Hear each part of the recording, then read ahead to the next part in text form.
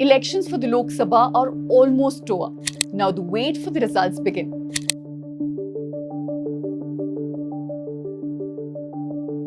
And this week, I thought I should bring you a ready reckoner to make sense of what is expected to happen over the next few days.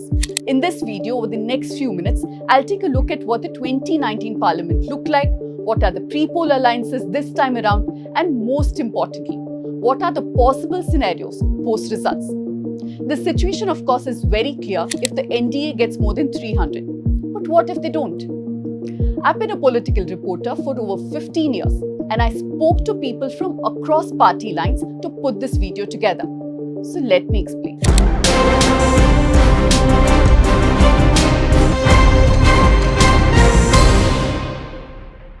Once again, 5 independent news organizations, that's the News Minute, News Laundry, The Wire, Scroll and The Caravan, have come together to bring you the election results.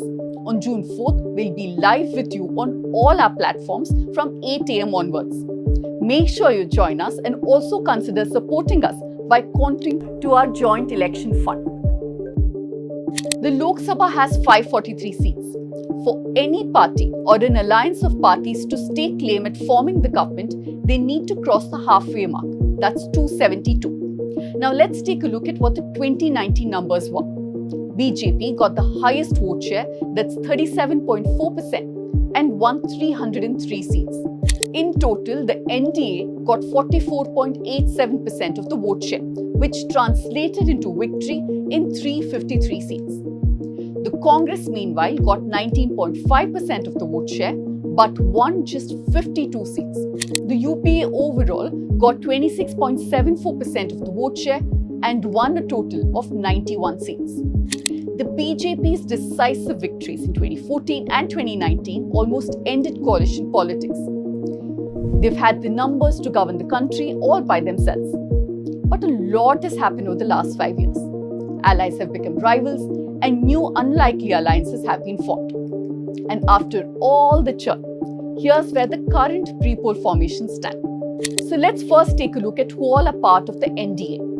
There are a total of 38 parties and they're contesting from 540 seats. The BJP, which is the largest party in the coalition, is contesting from 441 seats, and Chandrababu Naidu's Telugu Desam party from 17, Nitish Kumar's JDU is contesting from 16 seats, and Eknath Shinde's faction of the Shiv Sena is contesting from 15 seats. Now let's take a look at who all are part of the India Alliance. Over 38 parties and contesting from 466 seats. The Congress, which again is the largest party of the coalition, is contesting from 285 seats. The SP, that is the Samajwadi Party, is fielding candidates in 62 seats. The RJD, that is the Rashtriya Janata Dal, from 24. Tamil Nadu's DMK in 21 seats. And the Uddhav Thackeray faction of Shiv Sena is contesting from 21 seats. Also in Maharashtra, Sharad Pawar's NCP is contesting in 10 seats. And the Aam Aadmi Party has fielded 7 candidates, meanwhile CPIM has fielded 6. Now, other than these 2 large formations, there are other parties that have contested alone or with smaller alliances. Basically, they've chosen to not ally either with the India formation or with NDA. Let's take a look at some of the major parties in this category. The AIDMK in Tamil Nadu, BRS and AIMIM in Telangana, Jagan Mohan Reddy's YSRCP in Andhra Pradesh, BJD from Orissa, and Mayawati's BSP2 has refrained from allying with either of the 2 big formations. Now, quick disclaimer, we're not in the business of predictions or surveys, but I'll still explore a few possibilities of the next few minutes. The first scenario, the BJP has been fighting the elections with the slogan 400 Par, which means that they'll cross the 400 seat mark. That's easier said than done. But if the NDA gets the required numbers, which is between 270 and 320, Narendra Modi will be able to run the government without any major issues. Most of the exit and opinion polls on national channels have been predicting this scenario. But let's not forget, the BJP would ideally want to cross 270 by itself, so it does not have to rely on any alliance partners.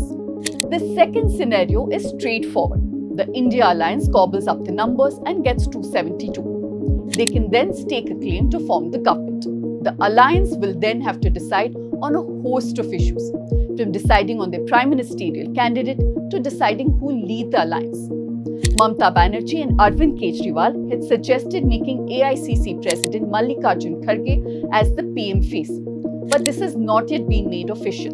Now let's move on to the most interesting scenario. What happens if no alliance gets a clear majority?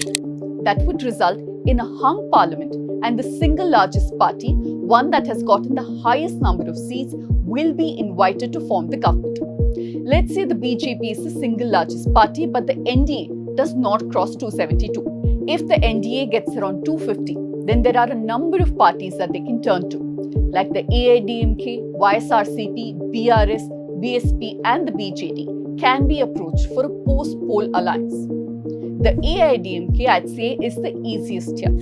They've been a part of the NDA and walked out only a few months ago. If they manage to win even 2 to 3 seats, they can easily strike a deal with the BJP. In the case of YSRCP, there's a hitch. Their principal rival, that is the TDP, is already part of NDA. So will Jagan's YSRCP agree to be in the same government as TDP? This is highly unlikely. Also, in the past, Jagan Mohan Reddy has flatly refused to formally ally with the BJP despite having good relations with Modi. Now, what I've been told is that the BJP is exploring options of poaching a few YSRCP winning candidates. Many of them in the past have expressed support to BJP, like Vijay Sai Reddy, who lashed out against opposition parties in Lok Sabha for not attending the inauguration of the new parliament building. Let's move on to Naveen Patnaik's BJD. The parties had a relatively warm relationship with the BJP, although they're rivals in Orissa. In 2019, the BJD had won 12 out of the 21 seats, and if they managed to retain the numbers, they could support the BJP. My sources in BJP say that anticipating a scenario of no party wanting to ally with them, they're already in talks with a few BJD leaders. There is a faction within BJD which is unhappy with the power that former IAS officer V.K. Pandian has, and they feel sidelined. So they may be happy to jump ship to BJP. And if Mayawati's BSP wins any seat in Uttar Pradesh, she too could be part of the NDA since she's not allied with India and has actively stayed away from attacking the BJP so far. But a more difficult option or a scenario for the BJP would be to reach out to India alliance partners like the Uddhav Thackeray faction of the Shiv Sena, who's a former NDA partner and has had a very bitter breakup, and Sharad Pawar's NCP. Even the AAP might be an option here. But let's be clear, these talks happen at multiple levels. Party to party, party to rebels, and intermediaries will be also used. If India Alliance ends up winning around 250 seats, their likely options to fill the gap would be JDU and TDP. Both parties have in the past walked out of NDA and allied with the Congress. Nitish Kumar and Chandrababu Naidu have made it very clear that they're in the alliance with BJP only for convenience, and they may perhaps move out as well. One thing that I'm picking up from many parties is that if the numbers are similar both for the India Alliance and NDA, many regional parties would prefer to go with the India bloc. Now, this could be because of two reasons. One, they think it's easier with the India Alliance because there won't be a big brother attitude. And the second, they think the harassment using agencies like IT, ED and CBI could be less. Well, both NDA and the India bloc are worrying over their alliances. But here at the News Minute, we know you are our permanent allies. No matter which government comes, we keep asking the right and critical questions, and you make sure you stay with us. And as I keep repeating, become a paid TNM subscriber.